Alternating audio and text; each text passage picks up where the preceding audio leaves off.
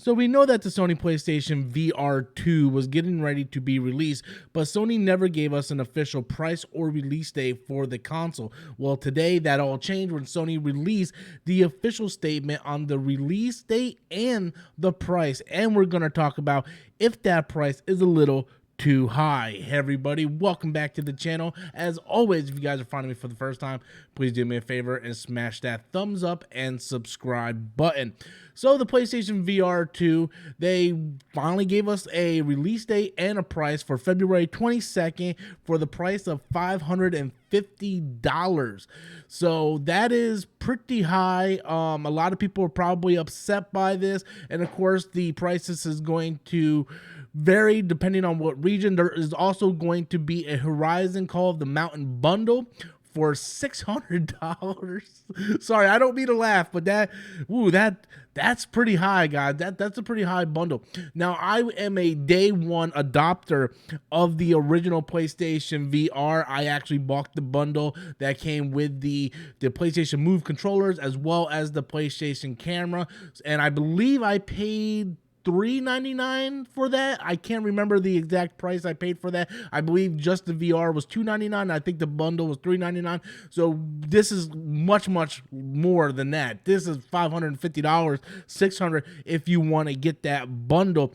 And when it comes to the pricing of this, we kind of figured that it was going to be really high because Sony also raised the price of the PlayStation 5 console everywhere. My question is, how available is the PlayStation VR 2 going to be? Because in a lot of places, people still can't get their hands on a PlayStation 5 unless they go through like Craigslist, Facebook Marketplace, or even eBay. You can't walk into a store and get a PlayStation 5. So how available is the PlayStation VR 2 going to be? And with a price of $550, how many people are actually going to be willing to go out and drop $550? Now we see where Meta went ahead and increased the price of their Meta Quest, so it kind of goes in line with the pricing of all these things, especially when you put in terms of what this PlayStation VR 2 is going to be able to do. It's going to be one of the most advanced VR systems out right now.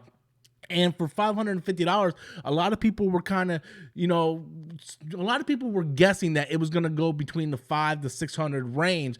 And I think if you're going, me personally, if you're going to get this VR headset, I think the bundle is the best way to go, because at least you have a game to play on it, because none of the games on the regular PlayStation VR is going to be backwards compatible with the VR 2. It's not, because it's different technology. The first VR really focused on that camera for tracking, where the VR 2 is not going to be focused with the camera or the PlayStation Move controllers.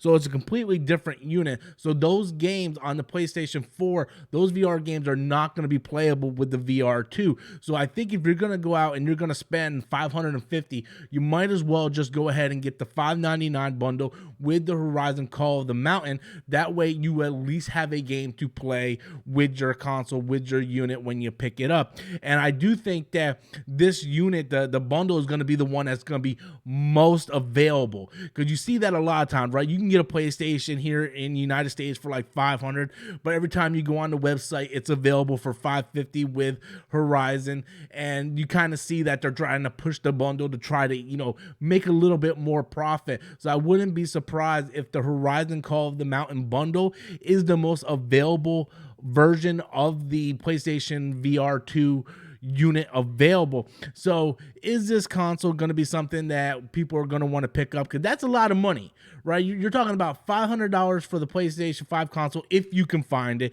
Then you're talking about another $550 to $600 for the PlayStation VR 2 unit. You're talking about anywhere between $1,100 to $1,200 if you find these things and are able to pick it up. Is the consumer willing to pay about $1,200 to get the latest in the PlayStation technology and the latest in the PlayStation VR technology in order to play these games? Or is it something where people might just wait until later? There's a lot of people that still don't have PlayStation 5s. People that can afford PlayStation 5s can't even find PlayStation 5s.